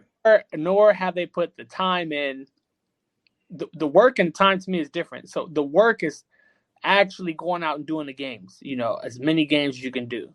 Right. And time, because it takes a lot of years to build those relationships. And I think that's something that wasn't stressed in my early refereings. I thought I was a fairly decent referee. I thought I had it all. I know, right? Yeah, I do a lot of analysis. I ain't bad, right? But what I was not doing and what I was not good at was building relationships. And that can be a systemic issue because, quite frankly, the refereeing world does not look like me. Right. I had a very hard time having the old soiree with the with my referee brethren because I did not vibe with him. It was not a club that it was culturally off. It was already attitude different. And you're coming out of Long Beach. You're coming out even still as that player who is like, yo, I'm hungry. Like we about to go get this. What are you about to do right now? Absolutely. And so I had a lot of issues in Southern California, believe it or not. And it's pretty public, but I found solace in Northern California in my stages of refereeing. And it was really guys like Pete Smith who helped me out, who said, Marquise, like, you gotta shut up. You just gotta do it. And I would drive, catch the bus 8 hours to NorCal to complete game just to do a game. Yeah. Not pay me to get up, like just to get the experience of doing a game, because the relationships, I didn't have bad relationships in SoCal, but I didn't have any relationships. And you're not getting assigned the games you should be getting. You're not getting no preferential seating. You're not being considered for the perks and everything else. And to me, it was like, man, I'm born and bred in Long Beach and LA. So like, why am I excluded? Yeah. Which to me in retrospect is because I wasn't building those relationships like I should have. Right. Regardless of whether if I like these people to agree with them, it was something that when you're a part of a referee society or organization, it's all about, it's the same thing as a team. It's your team. You may not like your team, but you got to spend time with them. You have to get to know them, and you got to put that foot forward. And so that was the most difficult thing, and that led me on the path of trying to see, what, maybe I'm not a good referee at all, right? Maybe these people locally, they don't like me, and maybe they're right. But NorCal, they like me, and they promoted me. And then I went to North Harbor in New Zealand, and I did really well there. And then I went to Auckland, and I did really good there. And then I went to London. I went really good there. So I'm like, I don't think it's me. So all that self-awareness, all that possible. No. I'm good. What's wrong with these people over here? Enough data to conclude that I don't necessarily think it's me. I have a part to deal with it, but also have to be a driving force to make sure that everyone else who's within this society and refereeing, in my local territory does not feel this way, and make sure that they have the best productive years of refereeing. And so I just made that decision to kind of take over the organization. Yo, okay. Well, look. If you guys don't want to work with me, I'm gonna just pirate this. Like, let me just take this whole thing. Hey, I mean, look. If we want to call it, these colonistic ways have proven themselves to be very. So I was very fortunate enough to have Nick Racono, who's a referee that I admired and worked with over the years. Right. And during my troublesome years, he was on a national panel. He was USA's #1 referee, so he didn't really have time to do anything locally either. But not by choice, but because he had better job at the time. So me and him took over Southern California, and immediately what I started to do was start building our relationships with our other referee organizations to the north in NorCal and to the south, and then really trying to put together a collaboration effort that will make sure that all of the referees, no matter what level that you join, you have a structure that you can go to that will take care of you from all perspectives, whether you're casual or you want to be a next international guy or whatever the case may be. Like, there's a pathway and outlets. You may not like me at all, cool, but I have another group that you may like that may fit your build, Right. And I think that's very important. Like, you have to find a group that's going to advocate for you and treat you well and be in your best interest as far as your goals and what you want out of it. So that's what I've been trying to put together over the past couple of years, and we're kind of seeing the fruits from it this year. Yeah. And it's been really good. So that's all I got here, man. Yo, no, that's legit, and it's an interesting kind of look because again the emphasis on relationships is not always it's not an association that you have with referees, but I think that next level, and it goes to recruiting, which we know in rugby, there's been such an issue of the number of refs. I know particularly here in the South, there's always an issue of number of refs that are available versus the number of games that are there. And there's always this question that I keep hearing is like, why? Well, like, why is it not working? What is the missing piece here? For you, as you've developed these relationships, obviously it means that you've also gotten closer to players, obviously closer to programs. Has that been able to work in terms of your ability to recruit new young refs coming through and starting to feel like you're developing maybe more of a system of being able to have this rotation in that we hadn't been able to see before within rugby? Yeah, I think the interest that I get from players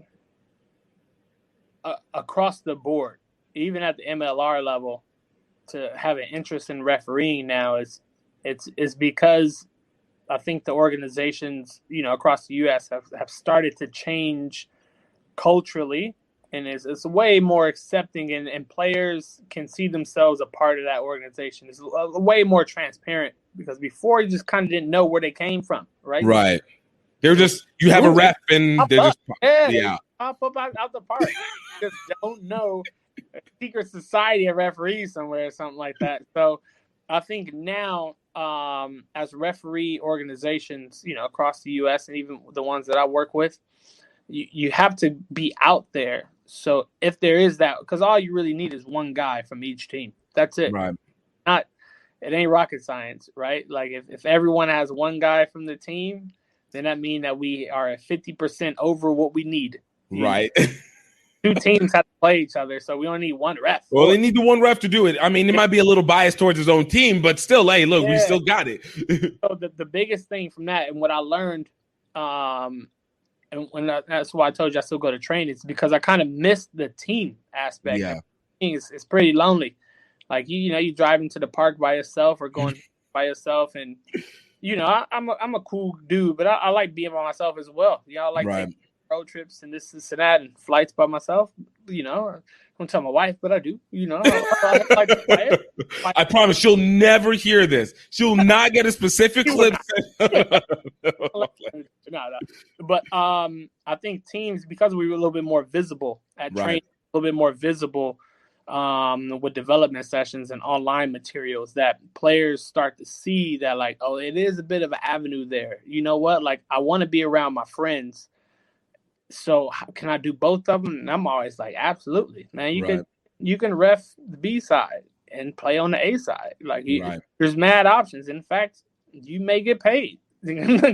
Beers may be on you. We don't know. Like, you get paid, you pay out, but you know what? You're gonna get a good time. You're gonna have a good time. And so, to me, it's all about those referee organizations really looking deep in how they've been recruiting. Right. How they've been establishing those relationships and their visibility, and seeing like, you know what, like maybe we should get together and go to a couple trainings. Just identify one training here, one training there, go at a team meeting here, but you have to have a presence so people know that your organization exists.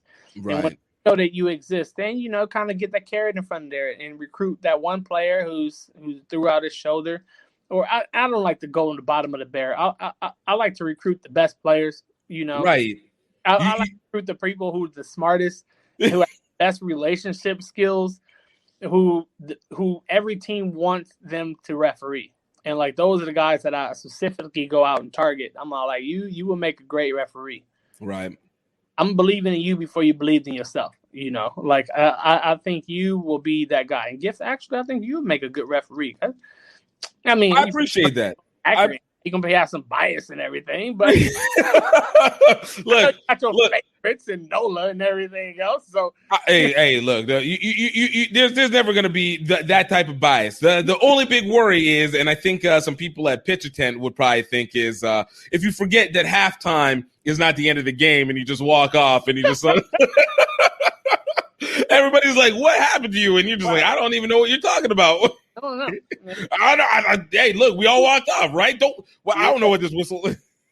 No. Oh, yeah. So I think that the efforts across the board has been a lot more better. I mean, a lot more better. I can't even speak. A lot better. But it's also up to the organizations to really look at the individuals they are recruiting and then making sure they have good relationships with those, rookie referees and it's meaningful and let them know that unlike playing, like refereeing, it's almost like a college degree. You're going to take 4 years to be really settled into it. Apply for a job. I got a degree I can apply for. I'm going to still come in at the low level. You may want to go back and get your master's degree for another couple of years, but by the time you put your 8 years in or 6, I would say about 6 years, like you have a fairly good understanding and you can deliver a really good product on the field. And that's a long-term relationship. So right. Like with me and the referees I work with, like I've known them for a number of years and I know a lot about them and we joke and we laugh and we do all the other things that everyone else do, as friends, because I've invested in the person and not I need a referee. This is not it's not a checkbox. Like I'm not doing quantity work. Yeah, this is quality. So yeah, you may be short a game. It doesn't bother me. But the referees that we do recruit, I want them to stay so we surplus a game. I mean, referees down the line that the guy's not going to quit in the year or halftime as you would. Like, I'm gonna need you around a couple of years, man. I can't have you just walking off at halftime. It's not gonna work. So work with me. Come on now, you just be better. But no, it's real, like I have a friend of mine who, Alan Alonji, who is a ref out here in the South. And I remember him as a player, good player, played at a high level at LSU. Honestly, I would have imagined him playing anywhere else. And he became a ref. And now he's at, I think, national level player working his way up towards world rugby level. But he's definitely a national panel player. Referee. National panel referee. And but that effort that he put in, and you literally were sitting here watching him over the years, college games, high school games, D1 championships, just traveling and taking it in. And it does feel like it's a PhD kind of process. Like you have to really invest yourself into it, like allow yourself to be embraced. And even the rules kind of, from what I understand, kind of restrict you from play after a certain level, correct? No. Wait, okay. So I had heard like you can't, if you become like a national panel board ref, that you can't, you're seceding yourself from playing, I guess, as a league player. Let me tell you, as a person who books flights and do some scheduling of ref games. I know Alan. I'm in charge of COVID testing for MLR, so it's COVID tests every week. Mr. Everything MLR refereeing. Like the investment is what you have to look at. So when you about a referee, we already spoke about it. Like With a player, I can get another prop on the field. You can't get another referee on the field at that level. So Facts. Allen, like you said, he's put in 6, 7, 8 years of work, right? Right. And in that 6, 7, 8 years, we go ahead and assign him some matches, get him some good games, book some flights on the line. And we all know that when you play rugby, there's a sometimes you get injured, right? So when I got my money on the line and my flight's non-refundable because I'm cheap. Facts. And I find out that you are over here playing rugby for some D3 game in the park, trying to look at your high school days again. Kind of shows to the person who's making those assignments and putting their money on the line to get you there in that time of development where your priorities are. And so at the highest level, you talk about national championships, like, those coaches have all paid into referee development. Those programs pay all into referee development, and they want their referee prepared at the end of the season. Right. That coach is probably not too happy to hear that referee was trying to sidestep somebody and broke his ACL. So now they got to have Gift rock up to do a game because that's all they got at the stadium right now, right? So it's not that you cannot play. You can play. Right. However, like the season, like our flights get booked pretty early. And so our commitment is to refereeing throughout the season. And, some referees go off and play some summer sevens, some touch, some this, and that. But when you're looking at, people investing money into you, like you want to make sure that you're available for and to have a little bit of return on that investment. That makes sense. Not a rule, but it's an unwritten suggestion, a strong suggestion, almost a nudge. You might be fit a little of a hey, what are you doing over here? What are you? Come, that coach gonna look at you like, come here, man. Talk to you. And that's what it is. But also, when you get to that level, you got your priorities in order. You know what you need. And so you don't have time on Saturdays to go out and mess around because because you get older too. You get the better you get, the older you get, the more you realize, man, I ain't 21. I ain't sweet. I can't tweak the leg, recover from it.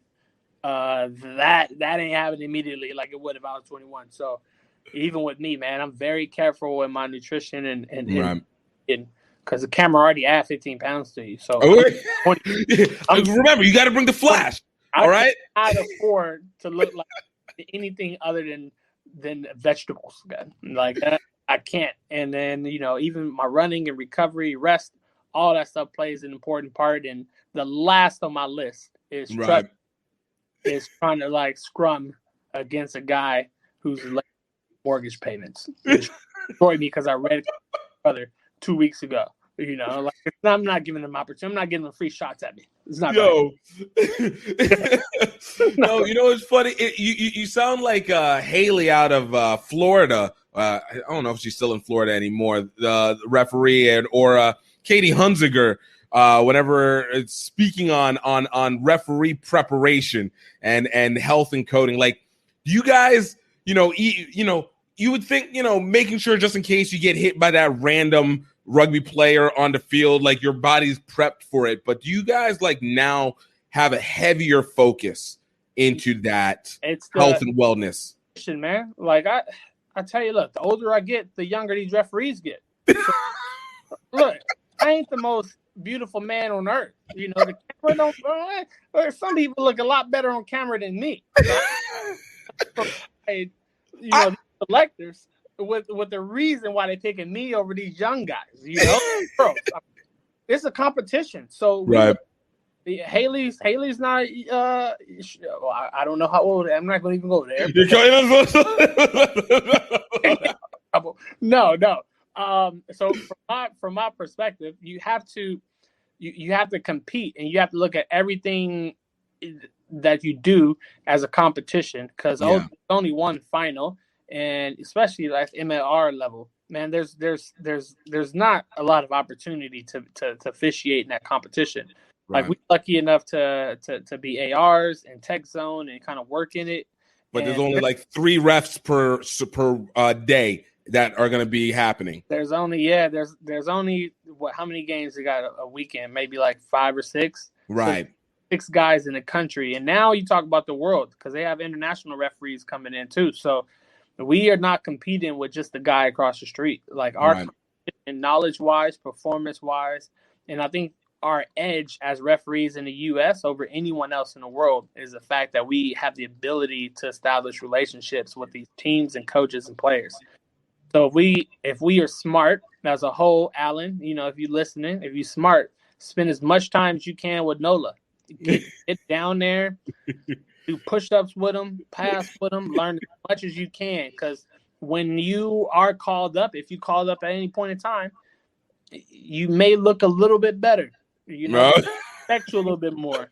They may not go off on you when you yellow card them or something, but all of that takes into account when you building those relationships. So from my perspective, we talk about it, but from our end, we competing too, and we not, at the MLR at the professional level, you competing with the world.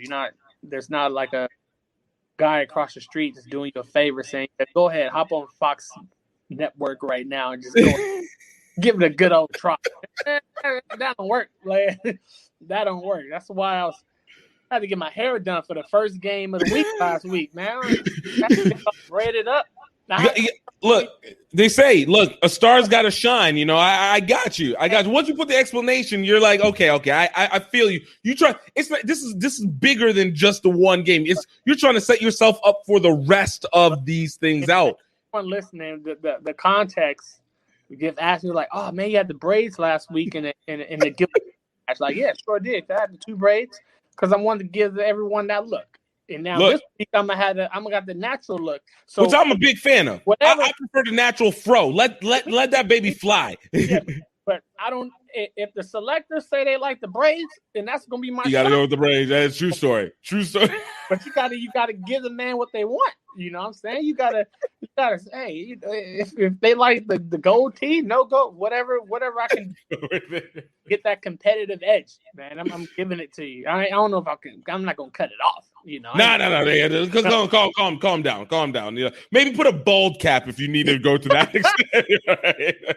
No, but I think from our end, especially in everything we do, like everything rugby is if you look at it as a competition and you do everything you can to beat out your competition, like we're going to be in a really good place in the U.S. And I mean, I tell you that from the podcasting thing, from my perspective, it's a small refereeing world that I happen to spend my time with, build those relationships and be better in the competition. Like that's the key to success. So.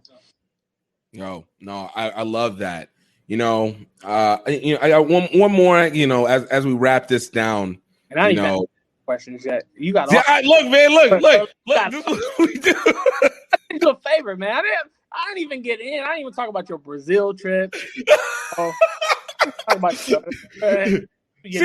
that you got, your kids and everything. Like, I can't get in on you. So this is my favor. I'm doing you a favor right now. Look, you setting it up for the next podcast. You see how you doing the teaser. You're like, this is how I get my return. It's like, all right, I got it. On that one, okay? A little interception. Just a little interception. Next time we're gonna talk about me. It's all about me. You bringing it back. You bringing it back over here. Okay, I got you. I know it's gonna be episode 148, but when I do come back on, I look. Season 3, episode 1. Get it in that. It counts as a 1, right? It still counts as a 1. Exactly. That does count as a 1. If I'm on the premiere season, that'd be dope. Look, I mean. You're killing me over here. Well, I guess the last one, as I take this favor into its fullest form, as you continue on this mission, you continue developing as a ref at this level, and you continue to try and bring people up, especially when it comes to Black and brown kids. What is it that you feel is maybe the key? And it might be multiple things, because obviously culture is really placates into all this. But for you, what do you feel is the one thing that needs to be focused on within the rugby world, particularly within the USA, to be able to tap into this market where you can start to see more opportunities so that they can be able to have the same or similar journey that you've had through this rugby adventure? I think it's a hard question because I mean I've worked and taught in South Africa for about 5 years now, and it's the same issue I find with teaching. Theoretically, we all want everyone to learn and go to college and everything else like that, but there's a sheer deficit in people wanting to do the work to get to do it.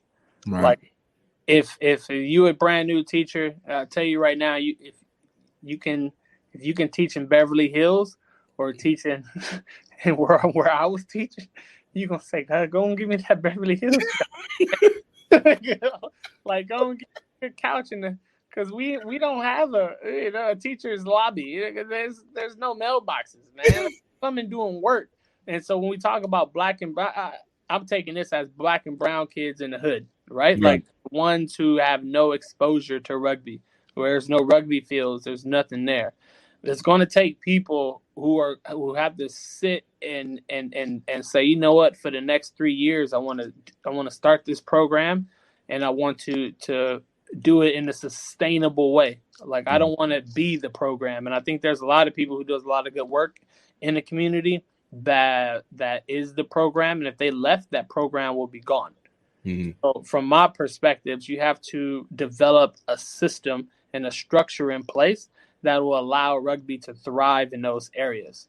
And that may be teaching people how to set up tournaments, to fund their programs, making sure that all of these kids who are graduating college go into coaching so they can start coaching in their respective places that they come from, and giving them the tools and relationships and mentoring to make sure they're successful, and then also provide them opportunities to play.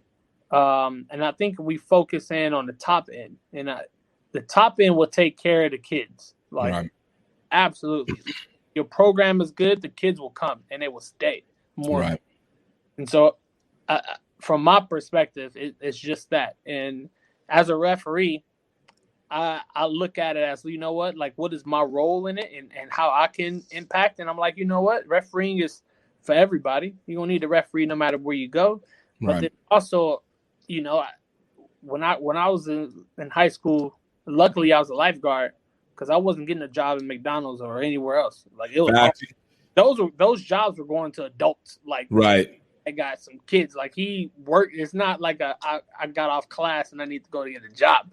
Like, some jobs are hard to come by. So with refereeing, some of these kids at tournaments, at least in Southern California, you can leave with $300 cash in your hand on a Saturday morning. And then you doing that on a weekly basis. So the refereeing, to me, it can provide those communities with a sustainable way to play rugby, you know, where they're getting taught a skill set, a certification. So if you decide to play, they can play. If they do decide that they need $100 to cover rent, they can go out $100 to cover rent. If they do want to take up coaching long term, they have a place to coach and players where they come from. But also, someone has to be there to make sure those relationships are well taken care of and growing. So for me, you know, for everyone who says, "Hey, you know, I wish we need to do this," it's like, yeah, go ahead, put the money where the mouth is, and go and do it. But you can't be the program in these areas. Like, and that's the hard part, because you one relationship away. You know, your missus may say, rugby is done. You like, oh man. And then about the kids, what about the program? Right. Go down the drain. So always finding the replacement, always having a mentee that you're mentoring, always having someone, you know, that's going to take your place, and having that really growth mindset and being open to new challenges and doing what you're doing. You know, this is very important. So if I was considering rugby and I listen to podcasts, I'm like, Gift, let me go listen to him. You know, I can see myself doing that. Like. I see what he's doing. Yo, I can do this so much more. When I started playing rugby, I had to order off eBay like Wales, history of Wales and something. Oh yeah. Rugby to like what is this coach talking about? Like I couldn't even see. It wasn't even YouTube back in the day. Like that's how it was. So now, like the world is so, the opportunities are there, but the relationship is not, and that's the key to me. Opportunities, plenty. Relationships to make those opportunities and doors unlocked, few. So where we can really help those kids, those Black and brown kids, is making sure someone's there to unlock the door for them to go through. So shit, that sounded good. Cause you might have to write that one down. I know. Look. It's almost like we were recording. You know, maybe we recording. Gotta play that little sizzle reel. I think we got. I was about to say. I think this is a sample right here. I think this is a clip that I get to use right here. Get that music playing over it, right? I actually really might end up using this as a sample.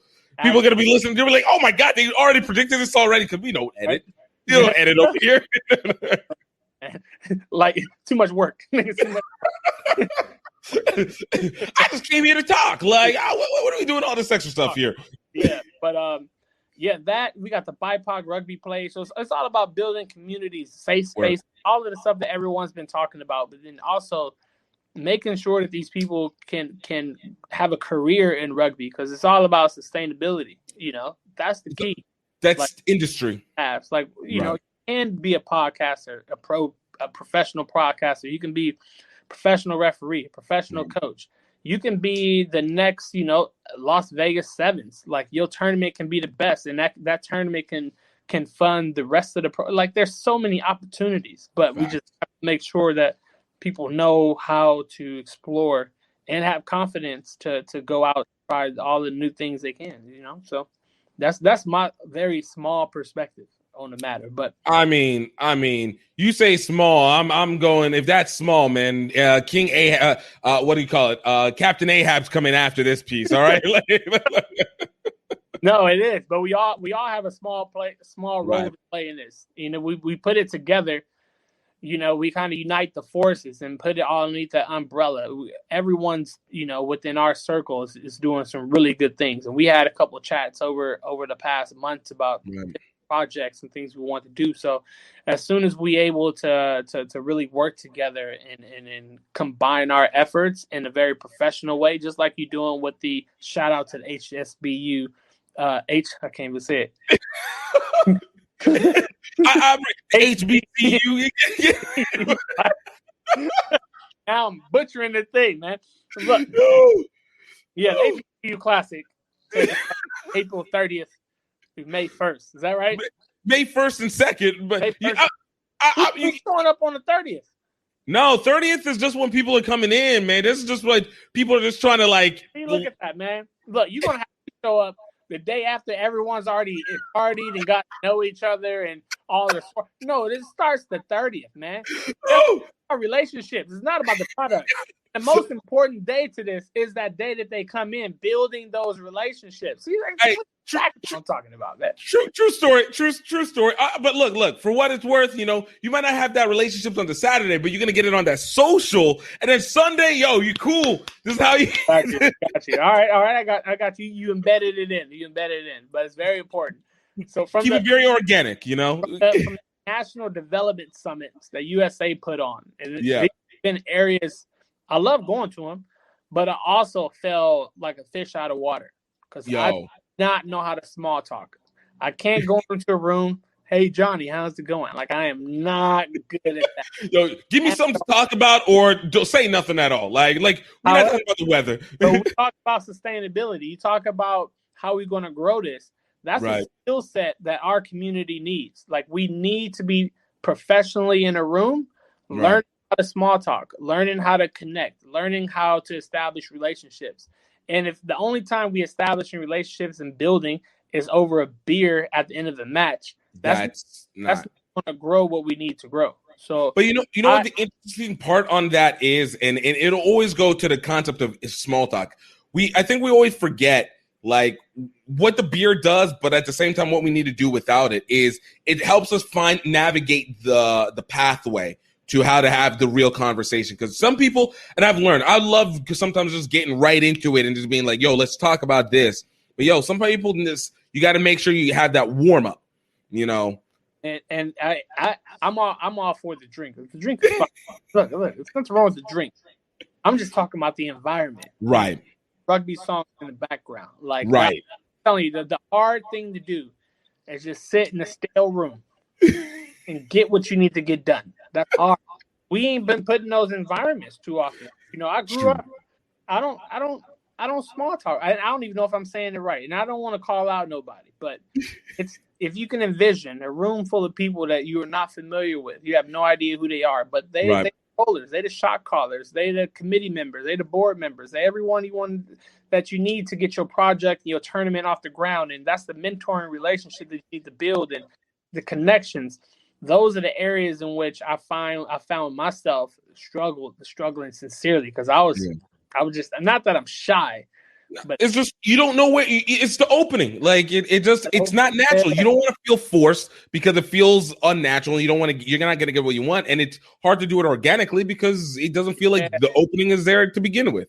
So that HBCU classic, man, I suggest, man, everyone get into a lobby. Let's just shake hands, put our little polo shirts on. Let's go. And then Saturday we play, and then we can go ahead and have those drinks and stuff later and get ratchet and stuff. I'm 100%. But there's a skill set that you should probably sprinkle in and embed on there. So when they do turn into directors and coaches and they are in that uncomfortable situation that they have practiced it a bit. Right. That's what I'm saying. I'm always trying to sprinkle some extra stuff on it.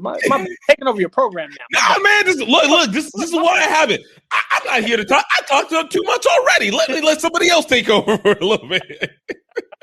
No. Why, man? Look, we here for those opportunities that people take advantage of, create, or have. I forgot what I said at the beginning. But the point is via rugby. And this is where you're doing. But that's a sprinkle. Yeah, just a sprinkle. But I think everything everyone's doing is really good. So, no. I mean, this time next year, when we look back, we're like, man, we accomplished a lot in 2020. It was tough for a lot of people. However, I think it was the best for us to organize in a way that we have been doing over the past months with all of the various projects that everyone's doing. And it's been really great on that front. But if we all were just playing rugby this entire time, I don't think we have it. I mean, because right now, we canceled this a couple of times, and I was late because of this. Because stuff. Rugby is back, right? That takes priority. So I had time, but you have that reset. It's true, and I've said it once before, and I'll say it again. I absolutely believe that this post-pandemic era of rugby is going to be the most culturally relevant that we've had because it's going to be an establishment of not only the industry, but it's going to be the establishment of the personality of rugby, and I think that also builds towards the actual development because now people actually feel that there is a direction. There's yeah. So, all right, yo. So where can people find you? You know, dropping all these sprinkle knowledges. You know, just hitting it out like the salt man over here. Look, man, you don't have to find me. I will find you. Yo, all right. Mr. Men in Black. All right. Use that Instagram. Use the Facebook, Instagram. I'm old school. I still use Facebook. I'll call you up on Facebook. Like if I got friends you, I'll call you from Messenger. Hey, look. You know what? Facebook is still the preeminent social media platform, and until somebody comes and beats it by its billion, it still counts, regardless of what generation it is. Instagram, so you can't even say that. I'm like, well, it's the same thing. So, yeah, Marquise Goodwin. I think my name is Keith the Great on Instagram. I don't so do humble. There was part of that I just don't get it. You know, I could not wrap myself around Twitter. I don't get it. But yeah, those two platforms I probably use the most. Reach out to me. Any questions, concerns with refereeing. I'm involved in many competitions across the U.S. many capacities and roles. And if I can help you out 100%, I would. So, man, have me on, man. It's really a blessing. Really appreciate it. I feel like I'm a part of an esteemed group of people.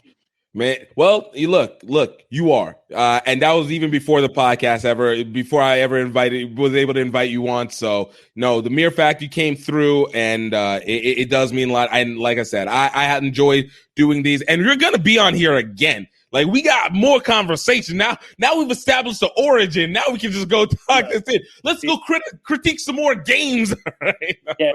We can definitely do all of that, but you on everybody else. But I see you making prediction shows. You doing that, man. You busy. You a hard man to get a hold of. I mean, look. We trying. All right, we trying to be visible. We try not to get lost in the ether. What's your record on time for one of these? How long do your podcast usually go? I don't even know anymore, man. Look, I think the longest one. I think this is coming up on the longest one. I think it might have been almost coming up to 2 hours. Always competing. Always. Always. Now I see where the diatribe. It was like, no. I'm trying to spread this. Exactly. That was the longest one, most engaging. Opportunity to be number.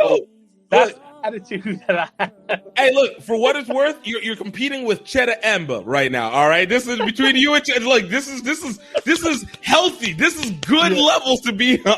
You see what I'm saying? You see how it all works? You see what I'm saying? If you have that mindset, man, it only gets everyone better. It don't even work. Now, next time you come on, you're like, well, I gotta do 2.5 hours. Okay. Hold on. I got a pen, man. Let's talk about this pen real quick. I can hold it. Believe me. I can do this. Absolutely. No, it's been great, man. Looking forward to listening to the rest of the shows and working with you sometime soon. Absolutely. Because, yes, we got a whole HBCU rugby class.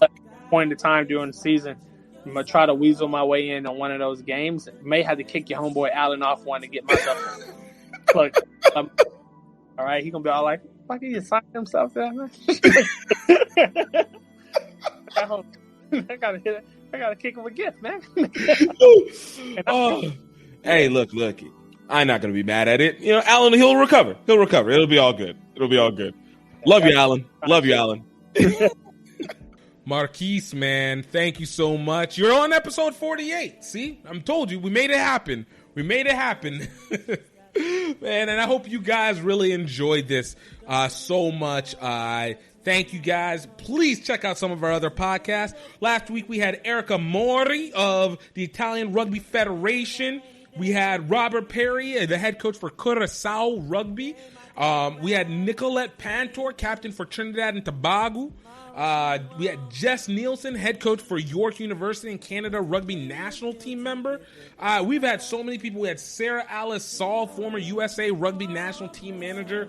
Ryan Ginty, out of Next Level Rugby, producer for the MLR games that you guys are seeing nowadays. Keishan Down, vice president for the Jamaica Rugby Union. Katie Sadlier, general manager for women's rugby at World Rugby. We've had just so many amazing people. Gabby De Pellegrini, Vitor Encina, and Leo Crema of Curitiba Rugby in Brazil. We go international. Tiara Mack of the Rhode Island State Senator and former Brown University rugby player. Koma Gandhi Fishpin, part of the board of directors for USA Rugby. Gordon Hanlon, the coach educator out of Dallas. Georgie Coda of Drop Kickers and formerly of Rugby and Beauty. Kamani Davis of Roots Rugby and Made. Like Freddie Henry. We got so many people. We're talking international. We're giving you guys the full amount. You guys want to check it out. And I'm telling you, you guys are not going to regret it.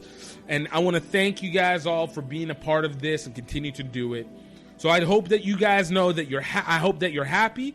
I hope that you're healthy. And most importantly, and I hope you guys take this at heart, I hope you know that you are highly favored. Until next time, talk to you later. Cheers.